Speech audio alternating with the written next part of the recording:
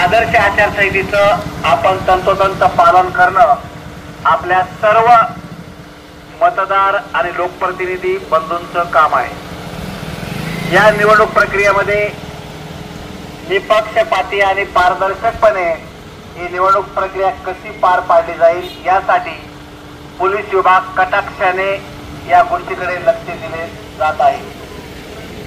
कायद्याचा जो कोणी अनादर करेल याची गय केली जाणार नाही।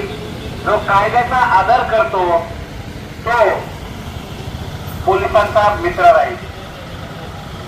या निवडणूक प्रक्रियेमध्ये कोणीही कोणालाही धाकदपटशा दाखवणार नाही, कोणीही कोणाला प्रलोभन देणार नाही। यासाठी पोलीस विभाग आपल्या सोबत आहे हा मंत्र देण्यासाठी